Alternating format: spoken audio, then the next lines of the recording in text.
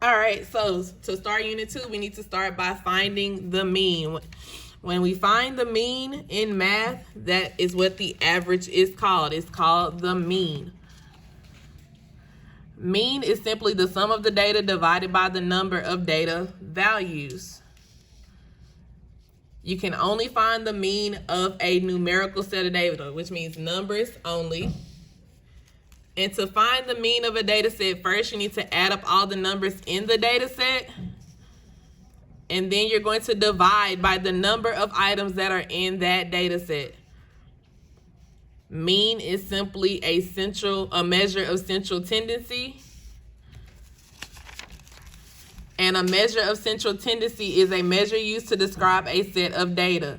Mean is the best measure of central tendency to use when the data is symmetrical or evenly distributed, okay? So now we need to go through a few examples before we practice.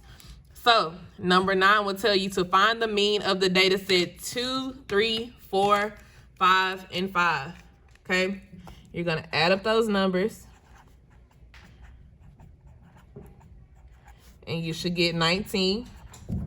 We're going to take that 19 and we're going to divide by the number of items in your data set. There are 5 items in this data set, so we're going to do 19 divided by 5. When I go over to the side, 5 can go into 19 3 times because 3 times 5 is 15. You'll have 4 left over. Add a decimal in a 0 because you're 8th graders and you can do that. 5 can go into 40 8 times because 8 times 5 is 40. 40 minus 40 is 0. So the mean of that set of data values right there would give you 3 8/10. Okay? Let's talk about another set.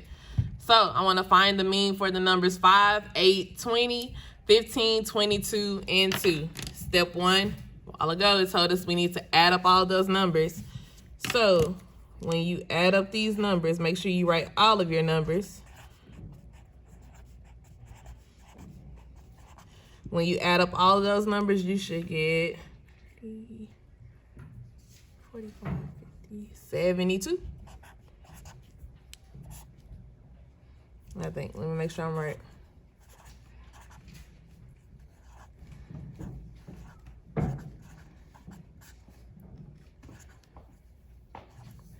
Yes, you should get 72, and then you're going to divide by however many numbers you have in your data set. So the numbers in your data set, 1, 2, 3, 4, 5, 6, 72 divided by 6. Go to the side and divide. 6 can go into 7 one time. 7 minus 6 is 1. Bring down your 2. 6 can go into 12 2 times because 2 times 6 is 12. 12 minus 12 is 0.